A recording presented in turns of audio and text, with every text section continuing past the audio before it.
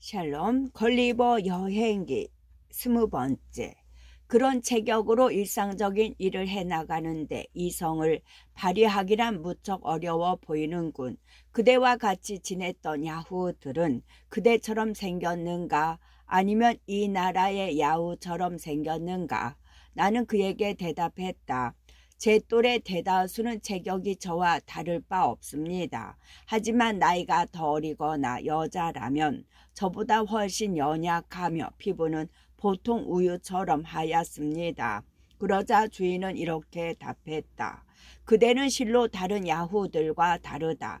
훨씬 깨끗하고 전혀 기형적이지도 않지. 하지만 실질적인 측면에서 보자면 그대가 야후들보다 불리하다고 생각하네.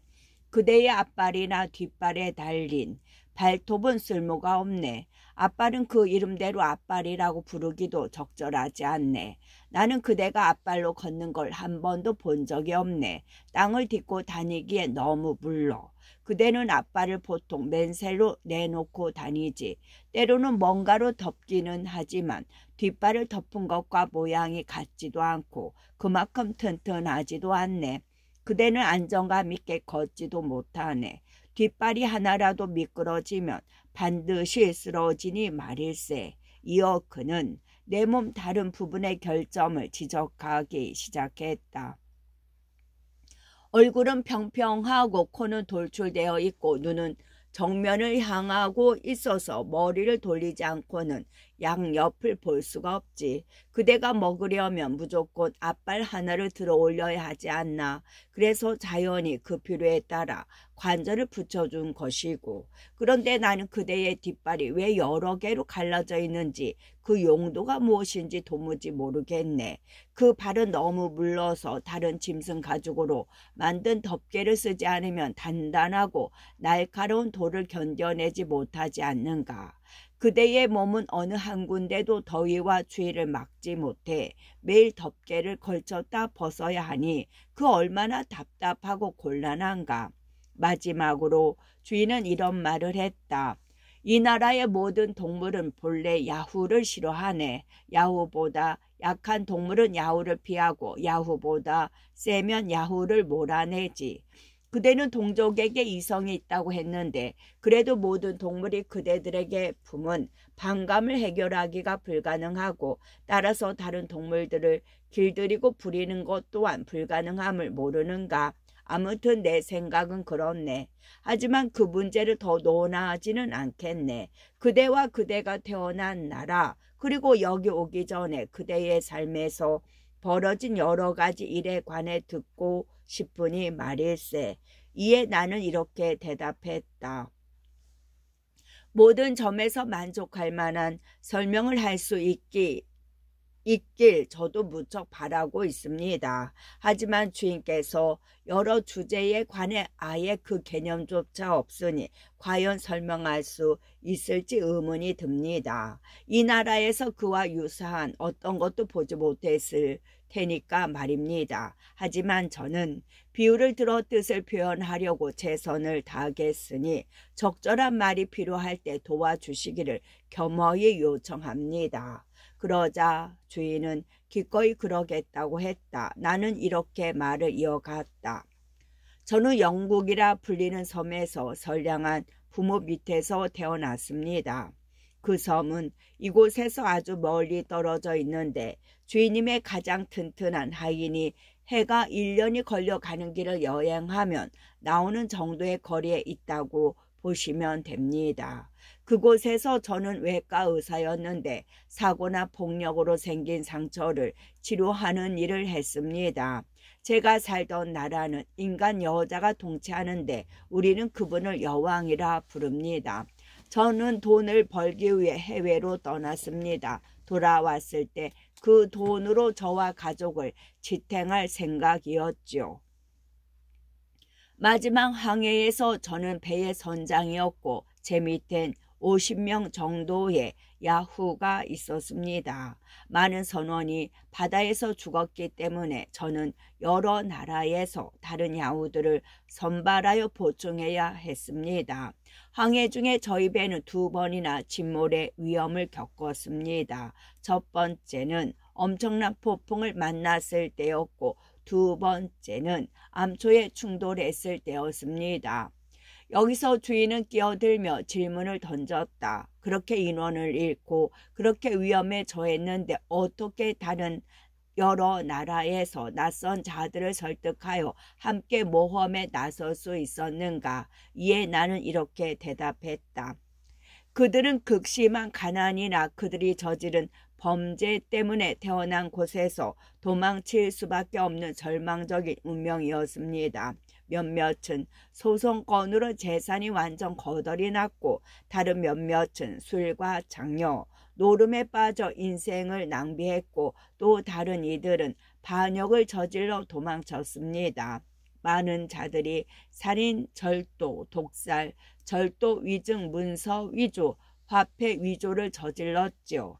강간이나 남색을 한 자들도 있고 탈영하거나 적군에 투항한 자들도 있었습니다. 대다수가 탈옥수이지요. 그들은 조국으로 돌아가면 교수형을 당하거나 감옥에서 굶어 죽을까 봐 두려워 감히 돌아가지도 못하는 자들입니다. 따라서 타지에서 생계를 구할 수밖에 없습니다. 이야기 도중에 주인은 자주 끼어들었다. 내 휘하에 있던 선원 대다수가 조국을 떠날 수밖에 없었던 원인인 여러 범죄의 본질을 설명할 때 내가 완곡한 표현을 많이 썼기 때문이었다. 주인은 며칠 동안 대화한 끝에 내 말을 겨우 이해했다. 그는 그런 악덕들을 저지르는 이유가 무엇인지, 그런 게 무슨 소용이 있는지 도무지 이해가 되지 않아 어쩔 줄 몰라 했다. 이를 설명하고자 나는 권력과 부를 향한 갈망, 그리고 욕망, 방종, 악의 질투로 인한 끔찍한 결과를 주인에게 이해시키려고 애썼다. 이 모든 걸 정의하고 설명하기 위해 나는 구체적 사례들을 제시하고 여러 가지 가정을 내세워야 했다. 주인은 전에 본 적도 들어본 적도 없는 사물을 접하고는 도무지 상상할 수가 없다는 듯이 놀라움과 분노로 눈을 지켜떴다. 권력, 정부, 전쟁, 법, 처벌, 그 외의 무수한 것을 후이누며 언어로는 표현할 수 없었다. 그리하여 주인에게 어떤 생소한 개념을 전달하는데 아주 큰 어려움이 있었다. 하지만 그는 이해력이 워낙 대단했기에 숙고와 대화를 거듭하면서 내 말을 더 잘 이해하게 되었고 마침내 우리가 사는 쪽 세상에서 인간 본성이 무슨 일을 행할 수 있는지 충분히 알게 되었다. 그는 우리가 유럽이라고 부르는 땅, 특히 내 조국에 대하여 자세한 설명을 해주길 바랐다. 제5장 저자가 주인의 지시에 따라 주인에게 영국의 국정을 알려주다. 유럽의 군주들이 서로 전쟁하는 원인과 영국의 헌법을 설명하기 시작하다. 이 점을 염두에 두길 바란다. 다음의 내용은 주인과 나눴던 많은 대화에서 발췌한 것이며 2년 넘게 수도 없이 나눈 대화 중에서 가장 중요한 내용들만 요약하여 제시한 것이다. 내가 후이님의 언어에 점점 더 능숙해지자 주인은 더욱 자세한 이야기를 듣고 싶어 했다. 나는 최선을 다해 그에게 유럽의 국정에 관해 설명했다. 교역과 제조, 예술과 학문에 관해서도 설명했다. 여러 주제를 다루며 그가 한 질문과 나의 답변은 무궁무진한 대화의 원천이 되었다. 하지만 나는 여기서 내 조국에 관해 오간 내용만 적을 것이며 연대나 다른 환경 같은 건 고려하지 않고 최대한 잘 간추려 볼 것이지만 그 과정에서 철저하게 진실을 고소하고자 한다. 단 한 가지 아쉬운 건 내 주인의 주장과 표현을 정확하게 전달할 수 없다는 것이다. 내 능력도 부족하거니와 상스러운 언어 영어로는 제대로 그 내용을 옮기기 어려운 까닭이다. 주인의 지시에 따라 나는 오렌지 공이 주도한 명예혁명에 대해서 말했다. 오렌지 공이 일으키고 그 후계자인 현 여왕이 다시 시작하고 여러 기독교 강대국들이 잠전하여 아직도 진행 중인 프랑스와의 오랜 전쟁에 관해 이야기했다. 그 전쟁이 여태까지 진행되는 동안 100만 마리 정도의 야후가 죽고 100개 이상의 도시가 점령당하고 500척 정도의 배가 불타거나 침몰했을 것이라고 계산하여 주인에게 알려주었다. 주인은 한 나라가 다른 나라와 전쟁을 하는 통상적인 원인이나 동기가 무엇이냐고 물었다. 나는 이렇게 답했다. 무수히 많지요. 하지만 중요한 몇 가지만 말해 보겠습니다. 때로는 야심이 많은 군주가 통치할 땅이나 백성이 적다고 생각하여 전쟁을 일으킵니다.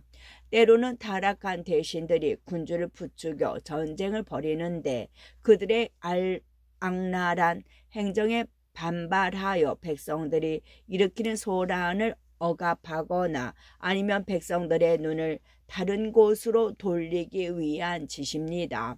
또 사람들 사이의 의견 차이로 수백만 명이 목숨을 잃기도 했습니다. 예를 들면 몸이 빵인지 빵이 몸인지, 특정 열매, 포도의 즙이 피인지 술인지, 휘파람을 부는 게 악덕인지 미덕인지, 나무 기둥에 입을 맞추는 게 나은지 아니면 그것을 불에 던지는 게 나은지, 검은색, 흰색, 붉은색, 회색 중에 어떤 것이 겉옷, 성직자의 의복 색깔로 가장 나은지, 겉옷이 길어야 하는지 짧아야 하는지 좁아야 하는지 넓어야 하는지 더러워야 하는지 깨끗해야 하는지 등입니다. 이것 말고 다른 사례도 많습니다. 그런 의견 차이로 벌어진 전쟁은 맹렬하고 비비린내 나며 아주 오래 지속됩니다. 특히 별로 중요하지도 않은 사유로 전쟁이 벌어지며 더욱 오래 갑니다. 때로는 어떠한 권리도 없는 제3의 영토를 마음대로 차지하고자 두 군주가 싸우기도 합니다. 때로는 다른 군주가 싸움을 걸어올까 두려워 먼저 싸움을 일으키기도 합니다. 때로는 적이 지나치게 강하거나 혹은 지나치게 약해서 전쟁이 벌어지기도 합니다. 때로는 이웃 나라가 우리나라가 가진 걸 원하거나 혹은 우리나라가 바라는 걸 가져서 전쟁이 일어나며 원하는 바를 얻어야 전쟁이 끝납니다. 백성들이 기근으로 죽거나 역병으로 쓰러지거나 혹은 당파 싸움이 격렬할 때도 다른 나라를 침공하며 그건 오히려 무척 정당한 전쟁의 사유가 됩니다. 가장 가까운 동맹국의 어떤 도시나 영토를 갖고 있는데 그 도시나 영토를 차지하면 우리 군주의 지배권이 더욱 강해질 경우에도 전쟁을 벌이기 위한 정당한 이유가 생깁니다. 군주가 어떤 나라로 병력을 보냈을 때 그곳 백성이 가난하고 무지하면 절반은 죽이고 나머지 절반은 자기 노예로 만들어도 정당합니다. 미개한 삶의 방식을 교화하겠다는 명분만 내세우면 그런 학살도 아무 문제 없습니다. 적의 침략에서 지켜달라고 다른 군주를 불러들인 군주가 그렇게 해서 침략자를 물리친 뒤 도움을 주러 온 군주에게 붙잡혀 살해당하거나 감옥에 갇히거나 추방당하는 일은 아주 흔합니다. 오히려 도움을 주러 온 군주가 제왕답고 명예롭다는 평가를 받습니다. 혈연이나 결혼으로 인한 동맹도 군주들 간의 전쟁의 사유가 되기에 충분합니다. 더 가까운 친척일수록 싸우는 경향은 더 높아집니다. 가난한 나라는 배고프고 부유한 나라는 오만합니다. 오만과 굶주림은 언제나 불화하기에 싸움의 원인이 됩니다. 이런 여러 가지 이유들로 늘 전쟁이 벌어지므로 군인이라는 직업이 모든 직업 중에 가장 명예롭다는 인식이 있습니다. 왜냐하면 군인은 자신을 단 한 번도 모욕하지 않은 사람을 냉혹하게 최대한 많이 죽이고자 고용된 자들이기 때문입니다. 또한 유럽엔 필요한 군주들도 있습니다. 이들은 전쟁을 일으킬 능력은 안 되면서 일당을 받는 조건으로 희와 군대를 부유한 나라에 빌려줍니다. 일당의 4분의 3은 군주가 가져가는데 이것이 바로 그들의 주요 수입원입니다.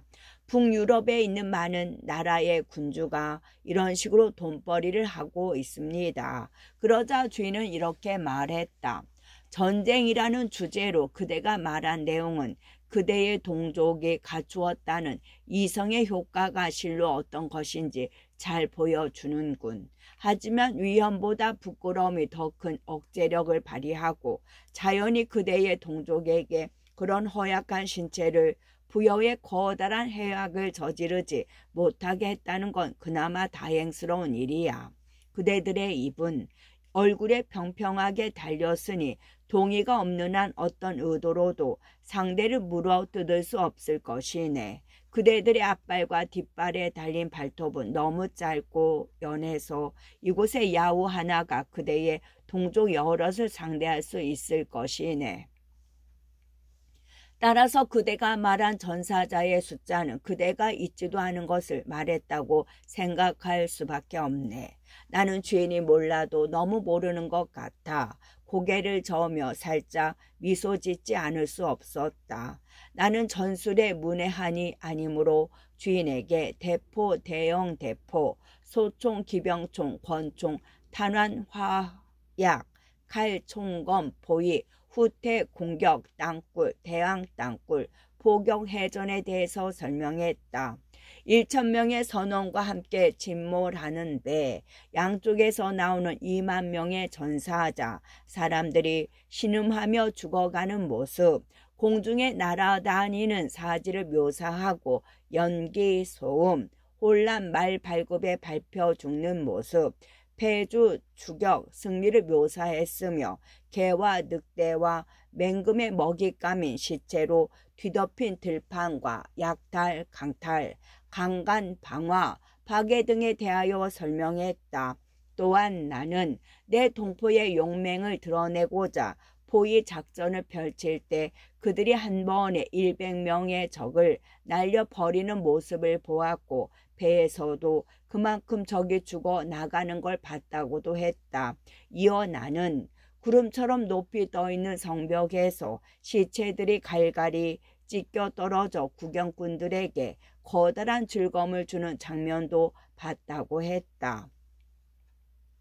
나는 더 자세하게 설명하려고 했으나 주인이 더는 이야기하지 말라고 제지했다. 그는 이렇게 말했다.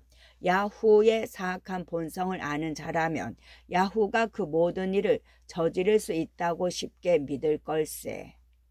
야후의 힘과 교활함이 그런 악에 필적한다면 말일세. 하지만 그대의 이야기로 나는 야후라는 종족을 더욱 혐오하게 되었고 전에는 아예 들어본 적 없는 이야기를 들어서인지 마음의 동요가 이네. 앞으로 그런 가증스러운 말을 듣는데 익숙해지면 그런 말을 덜 혐오스럽다고 생각하게 될 것 같네. 나는 그 나이 이곳의 맹금이다. 나는 그 나이에 잔혹성이나 말의 발급을 깎아내는 날카로운 돌을 비난하지 않네. 그건 원래 그런 거니까. 마찬가지로 이 나라 야후의 혐오스러운 특징을 비난하지는 않네. 하지만 자네 나라의 소위 이성적인 척하는 짐승이 그런 엄청난 짓을 저지른다면 그건 정말 극악무도한 일이야. 왜냐하면 타고난 야만성보다 정신적 능력의 타락이 더 나쁜 것이니까 말이야. 그래서 주인은 우리 인간이 이성을 갖고 있는 것이 아니라 우리의 타고난 악덕을 더욱 심화시키는 데 적합한 모종의 능력을 가지고 있을 뿐이라고 보았다. 비유적으로 말해서 추한 몸뚱이가 물결치는 개울에 비치며 더욱 크게 보일 뿐만 아니라 더욱 왜곡되어 보이는 것과 같다는 것이었다. 그는 이렇게 말을 이어갔다. 이번과 지난 몇 번의 대화로 전쟁이라는 주제에 관해 지나치게 많은 이야기를 들었네. 그런데 별개로 그대가 했던 이야기 중에 이해하기 어려운 것이 한 가지 더 있네. 그대의 선원 몇 명이 법소송 때문에 몰락하여 조국을 떠났다고 했지. 법이 무엇을 뜻하는지는 그대가 설명했네. 하지만 모든 일을 지키고자 만들었다는 법이 왜 누군가를 몰락하게 만드는지 도무지 이해할 수 없네. 따라서 그대의 조국에서 현재 통용되고 있는 법의 적용과 그 집행자들에 관해 좀 더 자세하게 설명해 주게. 그대들은 스스로를 이성적인 동물이라고 생각하는데 나는 자연과 이성이야말로 무엇을 해야 하고 무엇을 하지 말아야 할지를 보여주는 지침으로서 충분한 역할을 한다고 생각하네. 그런데 그대들은 그게 잘 되지 않는 것 같으니 이렇게 물어보는 것이야. 나는 주인에게 이렇게 답했다. 법은 제가 잘 알지 못하는 분야여서 이렇다 하게 말씀드릴 게 없습니다. 어떤 부당한 일을 당하여 변호사를 고용했지만 헛된 일이었던 경험밖에 없습니다. 하지만 죄에 대한 법에 관해 설명해 보겠습니다. 우리 사이엔 한 집단이 있는데 이 집단에 속한 이들은 젊을 때부터 의뢰인에게서 받은 돈의 액수에 따라 흰 것이 검고 검은 것이 희다고 하는 걸 세련되게 증명하는 기술을 배웁니다. 나머지 사람들은 전부 이 집단의 노예입니다. 예를 들어 제 이웃이 제 암소를 빼앗고 싶다면 그는 변호사를 고용하여 제 암소를 자기가 가져야 한다는 걸 증명합니다. 그러면 저는 반드시 제 권리를 지키고자 다른 변호사를 고용해야 합니다. 누구든 자기를 직접 변호하는 것은 법으로 허용되지 않기 때문입니다. 이런 일에서 암소의 진짜 주인인 저는 두 가지 엄청난 불이익을 받습니다. 첫째, 제 변호사는 어린 시절부터 거짓을 변호하는 일에만 능숙합니다. 그래서 정당한 것을 변호할 때는 전혀 뜻대로 하지 못합니다. 그에겐 이런 일이 정상적이지 않아서 악의가 없더라도 늘 엄청나게 서투른 모습을 보입니다. 둘째, 제 변호사는 아주 조심스럽게 일을 해야 합니다. 그렇지 않으면 그는 법의 관행을 소홀히 한다며 판사들에게 질책당할 것이고 같은 이유로 동업자들에게 혐오의 대상이 될 것입니다. 그러니 제겐 암소를 지킬 방법이 두 가지뿐입니다. 하나는 상대방 변호사에게 2배로 돈을 주어 그 사람을 제 편으로 끌어들이는 겁니다. 그러면 그는 정의는 자신의 편이라고 하며 의뢰인을 배신할 겁니다. 다른 하나는 제 변호사에게 암소가 상대방의 것이라고 말하게 함으로써 저의 주장을 최대한 부당하게 보이게 하는 겁니다. 이것을 아주 교묘하게 잘 처리하면 분명히 판사의 호의를 이끌어냅니다. 주인께서 아셔야 할 것은 이 판사란 사람들이 모든 재산 분쟁을 물론 범죄자를 처벌하는 재판도 맡는다는 점입니다. 또한 이들은 과거에 가장 솜씨 좋은 변호사들이었으나 늙거나 게으러진 자들입니다. 이들은 평생 진실과 공정함에 대해 편견을 지니고 살았고 그래서 사기, 위증, 직권 남용을 더 좋아하지 않을 수 없습니다. 그래서 자신의 본성이나 직무에 어울리지 않는 일을 하여 자기 직업에 손해가 되는 일을 하느니 차라리 정당한 쪽에서 건네는 거액의 뇌물을 거절하는 판사들도 있다고 합니다. 전에 했던 일은 무엇이든 법적으로 다시 할 수 있다는 게 변호사의 격언입니다. 따라서 그들은 인류의 보편적인 정의와 일반적 이성을 무시하고 내려진 이전의 모든 판결을 특별한 주의를 기울여 기록해 둡니다. 그것은 판례라는 이름으로 활용되는데 그들은 대단히 부당한 의견을 정당화할 때 하나의 권위로서 그 판례를 제시합니다. 그러면 판사들은 예외 없이 그에 따른 판결을 내립니다. 변론하는 과정에서 그들은 소송에서 시비를 가리는 일은 주도 면밀하게 피하고 목적과 상관없는 온갖 자질구레한 일을 맹렬하고 지루하게 물고 늘어지며 목소리를 높여 따집니다.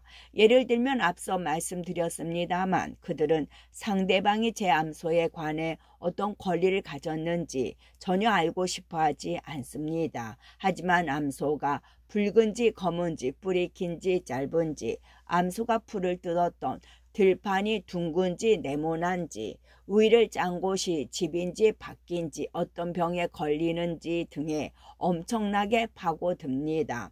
그런 다음에 판례를 찾아보고 때때로 휴정하는 데 판결은 10년, 20년 혹은 30년이 지나야 나옵니다.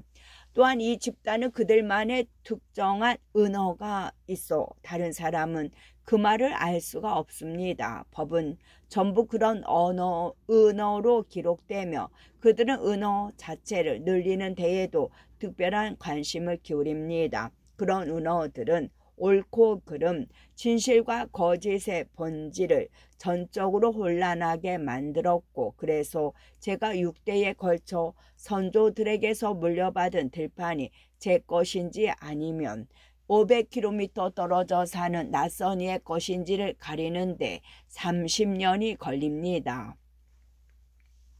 국가에 대해 범죄를 저지른 형사범에 대한 재판 과정은 훨씬 빠르고 훌륭합니다.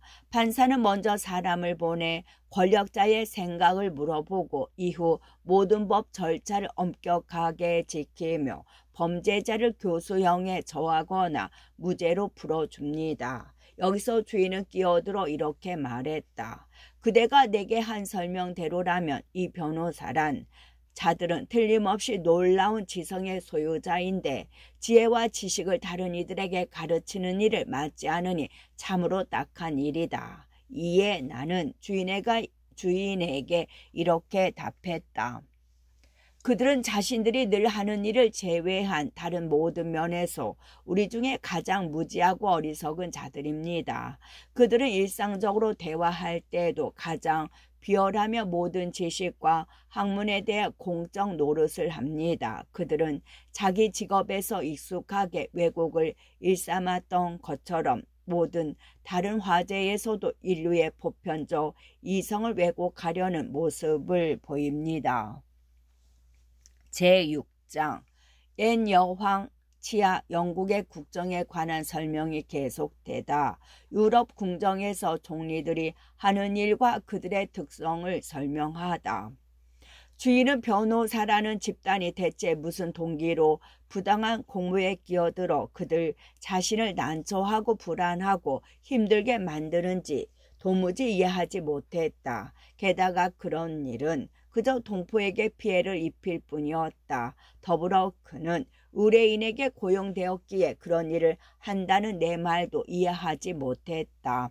그래서 나는 돈의 효용과 그것을 만드는 물질, 그 금속의 가치에 관해 힘들게 설명했다. 야후가 이 귀중한 물질을 많이 가지고 있으면 원하는 건 무엇이든 살 수 있습니다. 훌륭한 옷, 웅장한 집, 광대한 땅, 가장 비싼 고기와 술은 물론 가장 아름다운 암컷을 얻을 수도 있습니다. 따라서 돈으로 이 모든 재주를 부릴 수 있기에 우리 야후는 늘 사용하거나 저축할 돈이 부족하다고 생각합니다.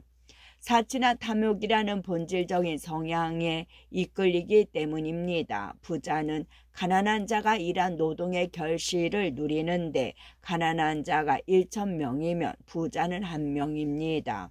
우리 대다수는 비참하게 살 수밖에 없습니다. 매일 푼돈을 받으며 소수가 풍족하게 사는 것을 도와주는 그런 삶을 사는 거죠. 나는 이런 사항과 같은 취지의 다른 많은 사항들을 더욱 자세하게 말했다. 하지만 주인은 여전히 이해하지 못했다. 왜냐하면 그는 모든 동물은 땅에서 나눈 걸 나누어 가질 권리가 있고 특히 다른 동물을 지배하는 동물은 더욱 그렇다는 생각을 했기 때문이다. 따라서 그는 비싼 고기 요리가 무엇인지 어째서 우리 중 일부가 그것을 원하는지 설명해 달라고 했다. 그래서 나는 머리에 떠오르는 많은 음식을 나열하고 그것을 만드는 다양한 방법도 설명했다. 또한 나는 이런 음식은 세계 온갖 곳으로 배를 보내어 원료를 수입하지 않으면 만들 수 없으며 마실 것이나 소스 그리고 무수한 다른 편리한 것도 그와 마찬가지라고 했다. 나는 주인에게 상류층 암컷 야후가 먹을 아침을 만들고 그녀가 마실 음료를 담을 컵을 구하려면 적어도 세상을 세 바퀴는 돌아야 한다고 자신 있게 말했다. 그러자 그는 주민이 먹을 음식을 마련할 수 없는 나라라니 참으로 비참한 것이라고 했다. 하지만 주인의 주된 의문은 어째서 내가 그토록 광대하다고 말한 땅에 신선한 물이 하나도 없어 마실 것을 찾으러 나라 밖으로 나서야 하는가 하는 것이었다. 이에 나는 이렇게 답했다. 사랑하는 나의 조국 영국은 주민들이 먹을 수 있는 식량의 3배를 생산합니다.